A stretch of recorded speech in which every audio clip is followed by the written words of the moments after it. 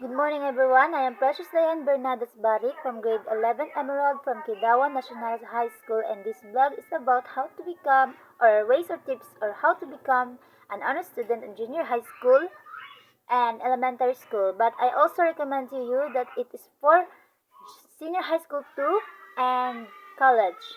The plan in my MIL framework is for junior high school and elementary school because I experienced that one, but it can applicable in college and senior high school too to reach our goal in our future. First one is find your motivation. Why do you want to be an honor student? To get a well-paid job, to make your parents happy, for the sheer love of academics? Motivation can come from inside or outside. The best way to start towards your goal is to know exactly what is motivating you.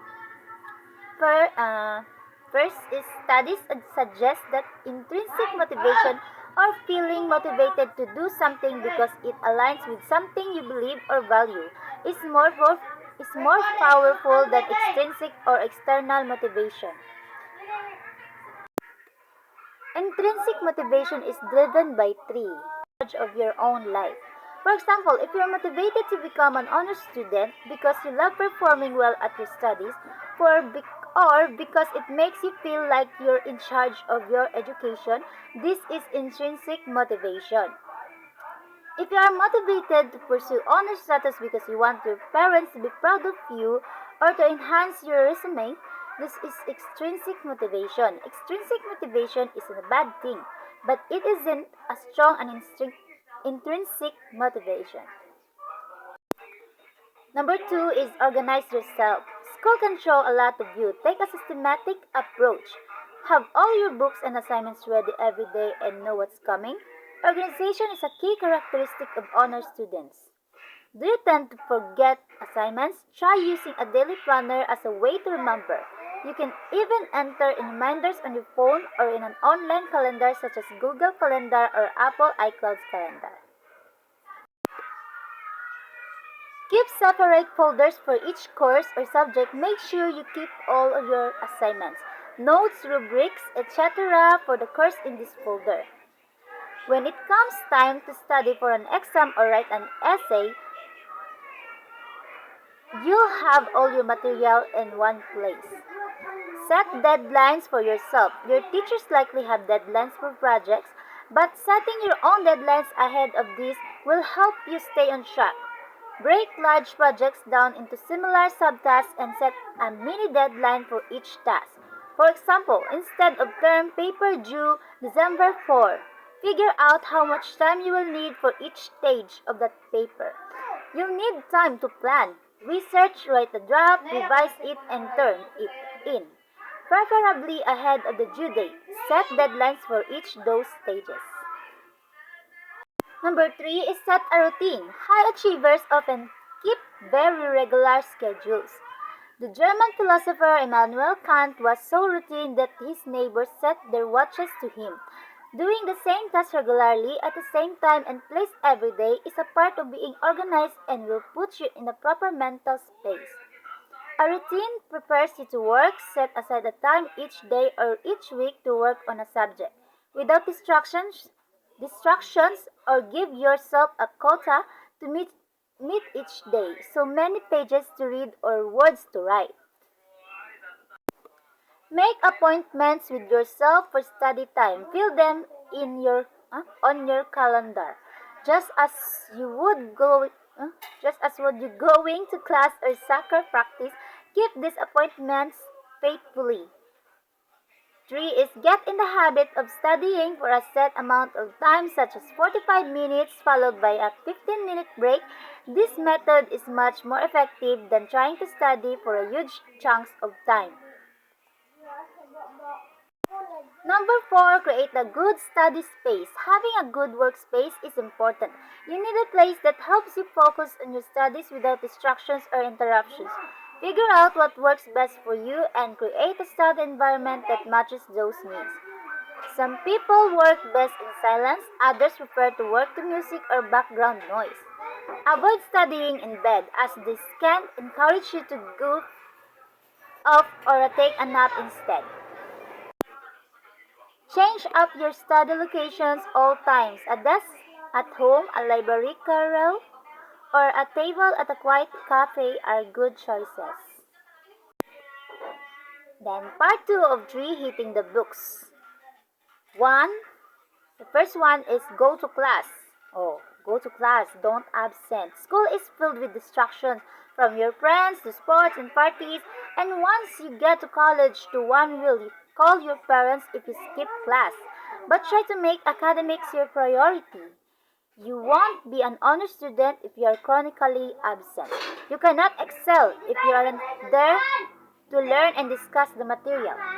Many honors courses the additional requirements such as class participation or class discussion. If you miss class, you miss out on this part of your grade. A good circle of friends or study partners can hold you accountable. Consider making a deal with your study buddies to keep each other in class.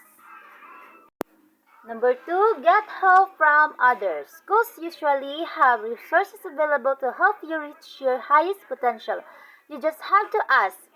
It should be possible to find a study group, for example, and some schools even have special centers for tutoring in subjects like math. Be aware of what's available. Talk with your teacher if you're having difficulty or you'd just like to understand a topic more clearly. As long as it's not an hour before the test, most teachers are happy to answer your questions. Join a peer tutoring program if you need more intensive one-on-one help. Peer tutors know their stuff. You have to do well in a subject in order to become one. They can guide you through assignments and major concepts, build up your base of knowledge, or help you prepare for an upcoming exam. Don't despair if your school doesn't offer these resources. It's always possible to form your own study circle, but be careful if your study circle consists only of close friends. Minimize your distractions and remember to hit those books. Take off. Number 3. Take good notes in class. You forget 47% of the information you encounter within 20 minutes. You forget 68% in a day. Take good notes for every subject in order to remember what you cover in reading and lectures for later review. Taking notes is an art form. It will take you some time to learn how to listen and read effectively and identify the most important things. Oftentimes, school writing centers offer students tips for this. How you take notes, whether by computer or hand, is up to you. Studies suggest that taking notes by hand is better for comprehension and recall though. Some, but not all teachers are also fine with students recording them in class. Just make sure to ask for their permission beforehand. Many other students like using the Cornell method, which involves taking notes during class and then later returning to them to review and condense. This method is great for courses that cover clearly defined subjects, such as math, science, and history. It is less useful for more abstract courses that focus less on memorization and recall, such as discussion-heavy literature course. Number 4, do your assignments, whether essays, lab reports, or problem sets. Assignments will usually make up a big part of your total grade in a course. Missing just one might mean a reduction in your final mark. It might mean more. It can be the difference between a final B plus and an A. There are also reasons to do your homework besides just the grades. Studies have shown that completing your homework is linked to higher achievement and to the development of skills like time management, responsibility, and good study habits. Turn in your assignments early when possible. If your paper is due online at midnight, it's practically a guarantee that there will be a dozen students trying to upload it at 11:59, which could cause system crashes. Do